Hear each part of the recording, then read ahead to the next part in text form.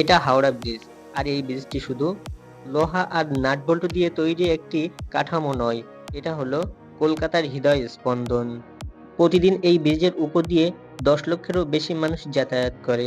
হাজার হাজার গাড়ি, শত শত বাস আর অগণিত মানুষের জীবনের গল্প এই ব্রিজের উপর দিয়ে চলাচল করে। কিন্তু আজ আমরা আপনাকে নিয়ে যাব ব্রিজের ঠিক নিচে। এখানে আসলে আপনি খুঁজে পাবেন শত বছরের ইতিহাস, অসাধারণ রহস্য ও রোমাঞ্চকরের স্বাদ। তো চলেন আর বেশি কথা না বাড়িয়ে ভিডিওটি শুরু করা যাক।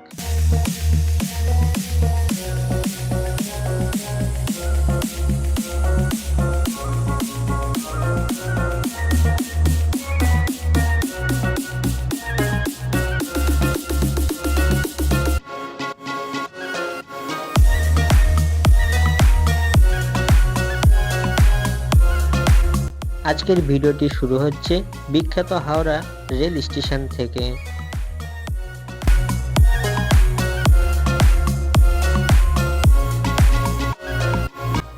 এখন আমরা চলে এসেছি হাওড়া রেল স্টেশনের বাইরে, আর এটা দেখছেন, এটা বিখ্যাত হাওড়া রেল স্টেশন, আর এর পাশেই হাওড়া ব্রিজ, এর সামনেই 3 নম্বর ফেরিঘাট। তো চলেন আমরা এগিয়ে যাই ফেরিঘাটের দিকে।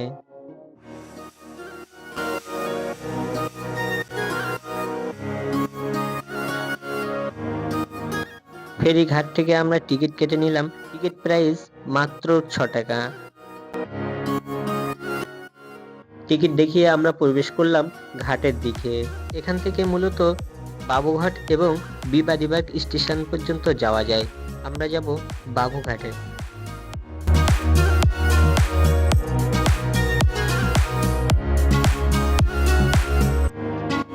আর দেখতে পাচ্ছেন এখান থেকে হাওড়া ব্রিজটি কত সুন্দরভাবে ফুটে উঠেছে।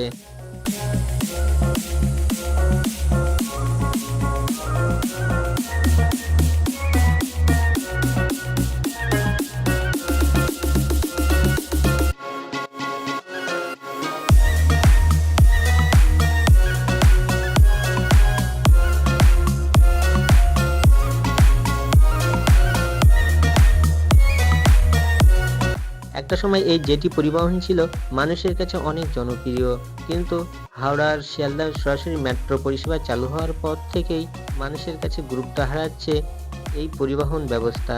তাই তো আর আগের মতো ভিড় লক্ষ্য করা যায় না এইসব ফেরিঘাটে। আমরা যে কজনই আছি বেশিরভাগই সবাই টুরিস্ট বা গঙ্গাসাগরে যাওয়ার যাত্রী।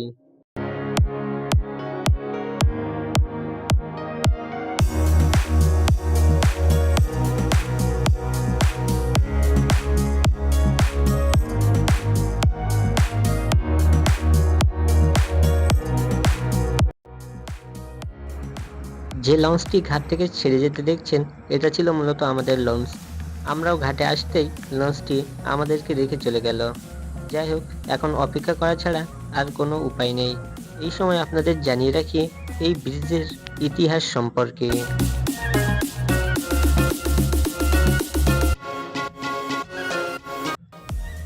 এই সেতুর উপর দিয়ে প্রতিদিন লক্ষ লক্ষ মানুষ হেঁটে যায়, কিন্তু খুব কম মানুষই জানে এর মধ্যে লুকিয়ে আছে শত বছরের ইতিহাস। এটি গঙ্গার বুকে দাঁড়িয়ে থাকা এক অটল প্রহরী, যে দেখেছে স্বাধীনতার আগে ও পরের ইতিহাস। শুধু তাই নয়, দ্বিতীয় বিশ্বযুদ্ধের সময় শত শত বোমার আঘাতও এই ব্রিজকে কোনো ক্ষতি করতে পারেনি। ব্রিটিশ প্রশাসন 1855 সালে হাওড়া এবং কলকাতার মধ্যে একটি সেতু তৈরির পরিকল্পনা করে। সেই মোতাবেক তৈরি করা হয়েছিল কমিটি, কারণ ততদিনে নদীর দুপারে জাঁকিয়ে বসেছে ব্রিটিশদের কারবার, তৈরি হচ্ছে নতুন নতুন কারখানা। তাই হাওড়া আর কলকাতার মধ্যে একটি সেতু এবার খুবই দরকার। কিন্তু কোনো এক অজ্ঞাত কারণে সেতু তৈরির প্রস্তাব বছরের পর বছর ঠান্ডা ঘরে পাঠিয়ে দেওয়া হয়।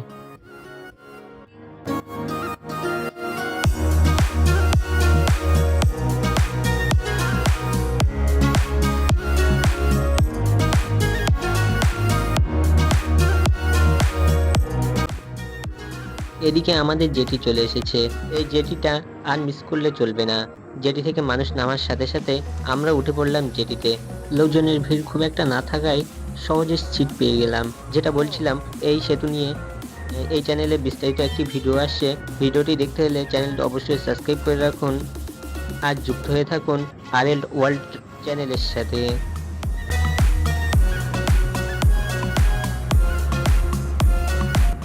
যাই ছিটে বসে দেখতে লাগলাম গঙ্গার দুই ধারের দুই শহর, কলকাতা এবং হাওড়া।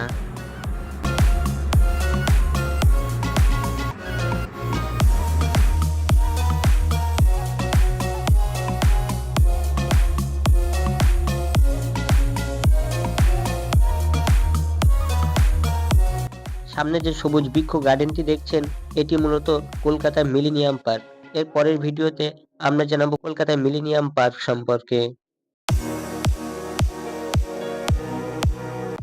এ সময় কিছু বখাটে ছেলে লঞ্চে উঠে অনেক সময় খেলা করতো, কিন্তু ঠান্ডাকাল হওয়ার কারণে সেটা মিস করলাম। যাই হোক, অন্য একটি ভিডিওতে হয়তো তার বিস্তারিত আলোচনা করব। অনেক দূরেই দেখতে পাচ্ছেন হুগলি ব্রিজ।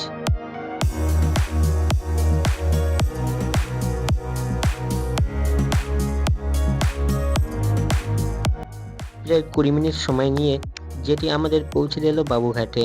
আর এই বাবুঘাট থেকে গঙ্গা দেখার জন্য, খাওয়া দাওয়া এবং লাইভ শো দেখার জন্য কিছু জাহাজ আছে, সেগুলো আপনারা এখানে এসে বুক করতে পারবেন। আর এখান থেকে কিন্তু গঙ্গাসাগর মেলায় যাওয়ার জন্য লঞ্চ পরিষেবা চালু আছে। চাইলে গঙ্গার বুক দিয়ে নদীপথে এখান থেকে গঙ্গাসাগর মেলায় যেতে পারবেন। যাই হোক, যারা সাবস্ক্রাইব করে রেখেছেন তাদেরকে অসংখ্য ধন্যবাদ। আর যারা এখনো পর্যন্ত সাবস্ক্রাইব করেননি তারা দয়া করে একটি সাবস্ক্রাইব করে দিন।